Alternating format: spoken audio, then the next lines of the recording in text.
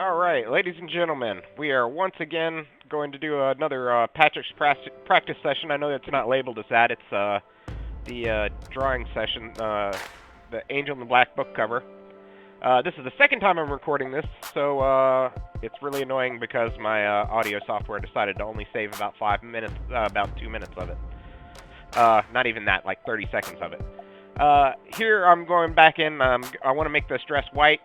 It was originally, I used blue as the base color, and now I want blue as the shadow color. So when I used blue to make the highlights, I went over that with white, and then I darkened the shadows in. Now I'm going to go back in and make blue the shadows, which is going to take a couple switchbacks. I'm going to have to switch back between blue and white and black to clean up the edges and switch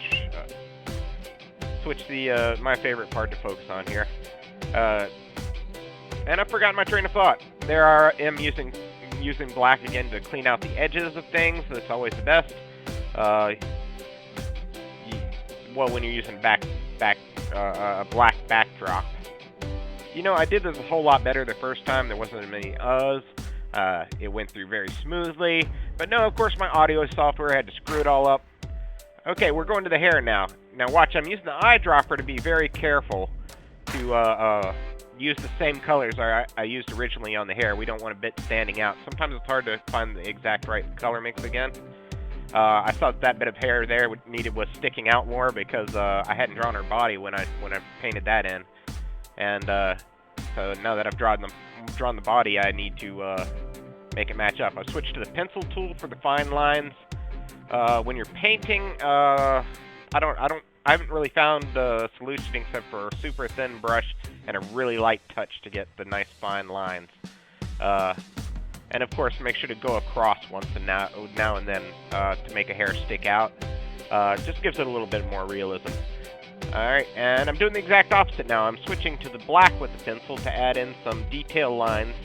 Hair is kind of drawn like tendrils, like vines. They have layers and they wrap inside themselves. And you want to make sure to highlight those when they're not showing as well as you'd like. You see, they're kind of blending together on the left and on the right. So I'm gonna darken in some of the edges of the waves, just to make them stand out just a little bit more. And over there, I'm darkening, of course, things that should have been darker to begin with. All right, are we done with the hair? We're done with the hair. Now that dress is going to be wider eventually. Now use the line tool to make sure this is straight. And then I decided to do some wires with a column here. Now, when you do the wires, these are actually kind of simple and easy to do. You just do little humps, little twists with the base color. Do them fairly lightly at first because you want them kind of shadowed. That way, all you have to do is add in the highlight later. Even though you're probably going to add some cast shadow here and there, mostly it's going to just be highlight.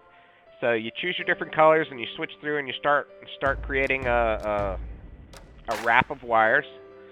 And just go through your colors and choose the ones you want to stand out. I know there's not a lot of color in the mechanics of this so far, so I wanted to add some. And in this case, I'm adding in some various colored wires in this bundle. There seems to be a section missing from that wire mold there. Once you get all the wires the way you want them, this is 8 times speed. This is crazy fast, hard to keep up with. So is it drawn yet? Yeah, I'm starting to add in some highlights. Oh no, that's right, I'm drawing in gray wires. Gray wires, the stuff seemed to kind of show through. So what I have to do is go back in with black, and you'll see this right here. I go back in with black and add a cast shadow, and on either side of it, so that it looks like it's over top of those wires a little bit more. Anytime a wire is going over top of another wire, just assume that there's a bit of a depression there, and that'll make it stand out a little bit. That'll make it look a little more realistic. Here in a second, I'm going to go back with the base color again and go over the parts where the light is going to hit it the most. Basically, it's not the highlight, but it's the gradient light. Yep, here I am. see, this is the gradient light. It's going to lead to the highlight. The highlight I'm going to use white for since the main light is white. In this case, so I'm just going to go back in, and you have to treat this as a single column. So the light on it, you can't treat each individual wire as its own self when you go to the highlight. But when you're doing the gradient light, you treat each wire as itself. Of course, anything farther from the light is going to get less light, so I'm not going to add a gradient light to the things down deep. Just mainly to the top ones. And then I'm going to switch to white highlight here in a second. There we go. And I didn't choose the full white. I chose the off-white. Just to make it stand out. I mean, you don't want everything in the brightest light ever. That gives you a little room to move when you want pure white. Alright, coloring in the cylinder, the beginning of the wire mold that's behind her back. And we're going to do the same to the columns on the ends.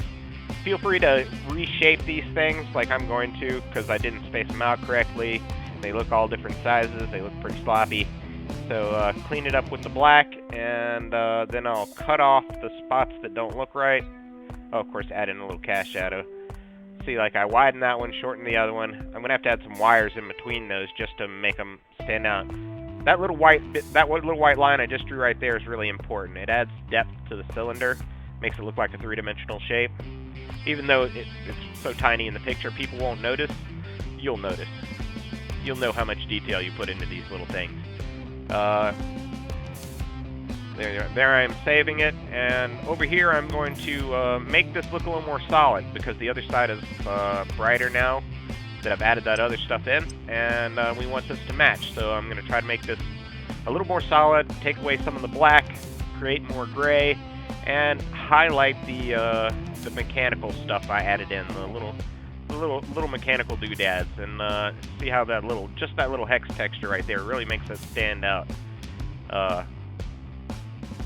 And filling in the dark places.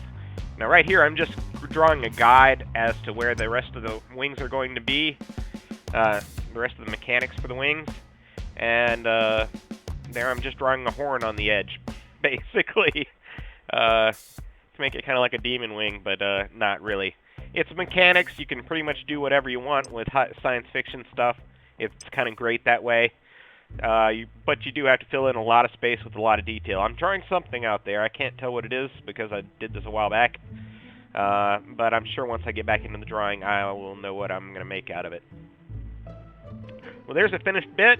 I sure do appreciate you guys watching. I hope this was helpful.